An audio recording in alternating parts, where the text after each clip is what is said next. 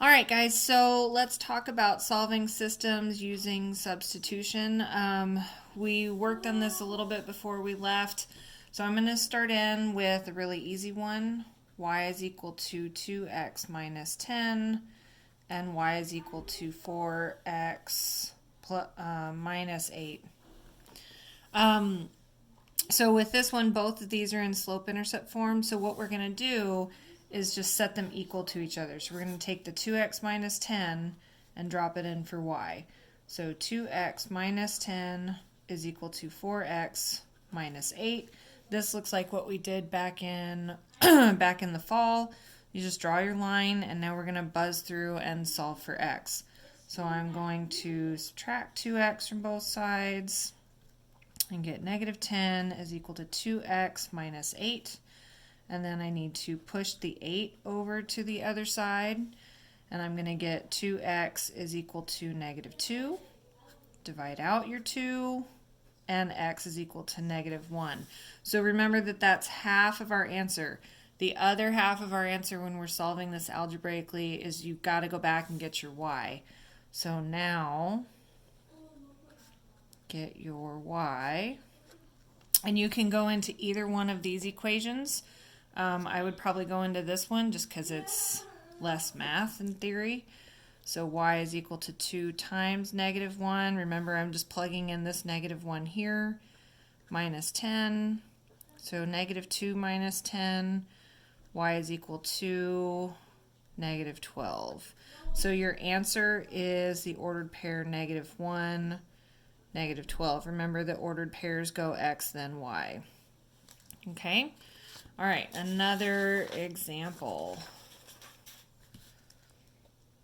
So y is equal to negative 2x minus 3, and 2y minus 2x is equal to 12. So with this one equation is in slope-intercept form, and the other is in what we call standard form.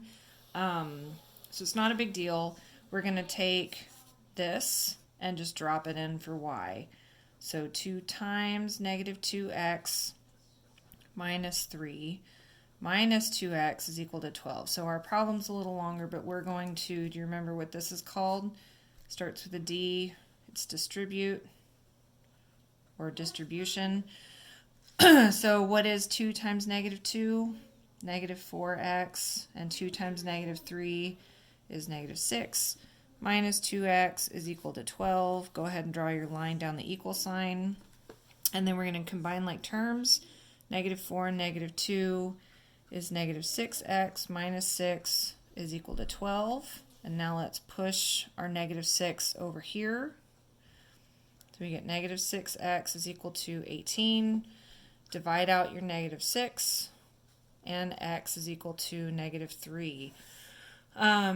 The last step here is go get your y. You can go into either equation. This top one is going to be a little bit easier, so let's do that. So y is equal to negative 2, and then you're going to plug in your x value, minus 3. So negative 2 times negative 3 is 6. 6 minus 3, y is equal to 3. So again, your answer is going to be negative 3, comma 3, right? Your x and then your y. All right. Okay, one more example.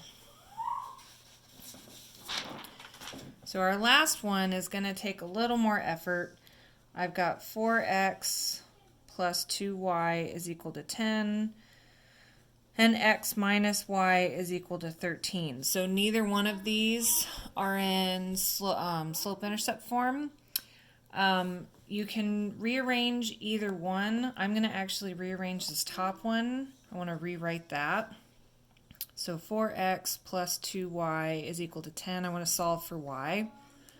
So I'm going to subtract 4x from both sides. Get 2y is equal to negative 4x plus 10. So now I've gotten y kind of by itself. Finish by dividing everybody by 2 because that's a 2y. And I get y is equal to negative 2x plus 5. So now I've got this guy in slope-intercept form. So I'm going to take the negative 2x plus 5 and substitute it in for y. So x minus parentheses negative 2x plus 5 is equal to 13. And you guys remember what's technically hiding here? There's technically a 1 hiding here. So when you go through and distribute, you're going to need to change your signs. So we've got x, that just comes down. Negative 1 times negative 2 is plus 2x. Negative 1 times 5 is negative 5 is equal to 13. Draw your line. Combine like terms. X plus 2x is 3x minus 5 is equal to 13. Add 5 to both sides. 3x is equal to 18.